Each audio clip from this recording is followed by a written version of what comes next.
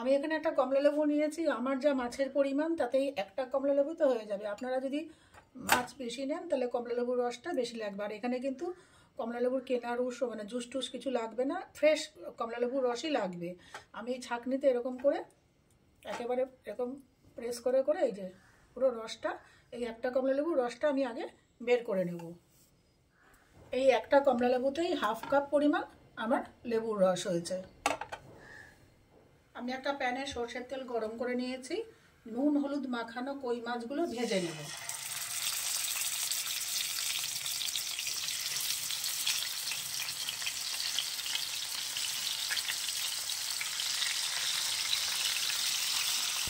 মাছ ভাজা হয়ে গেছে, এবার এই মাছগুলোকে আমি তুলে নেব।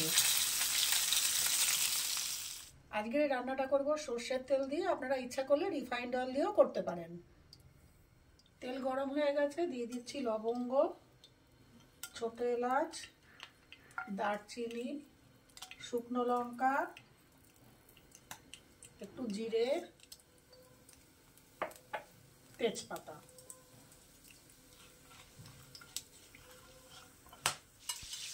দিয়ে দিচ্ছি মাছের পরিমাণ অনুযায়ী আমি এখানে দিয়ে দেব 2 চামচ পেঁয়াজ বাটা,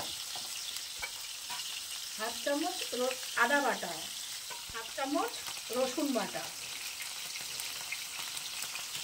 এটাকে আগে একটু ভালো করে কষিয়ে নেব, কাঁচা গন্ধটা যাতে মরে যায়। দেব পরিমাণ মতো লবণ, হলুদ, আর দেব লঙ্কা গুঁড়ো।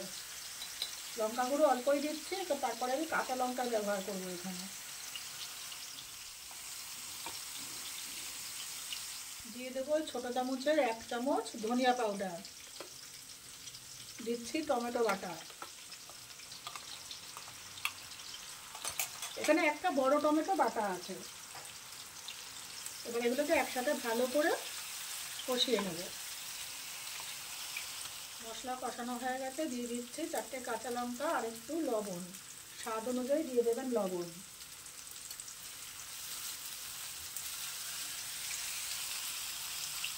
এবার এর মধ্যে দিয়ে দেবো ভেজে রাখা মাছ।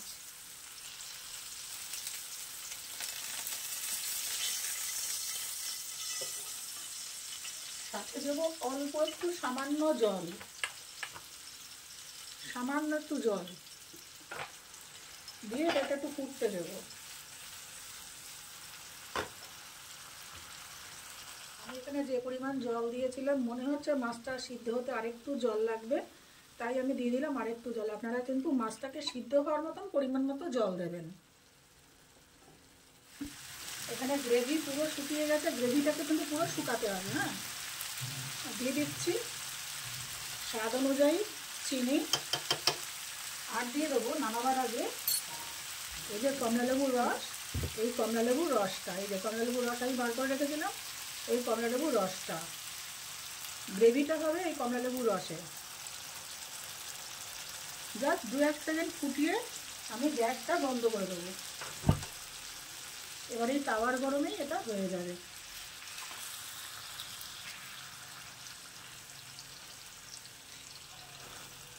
তৈরি আমার কই কমলা।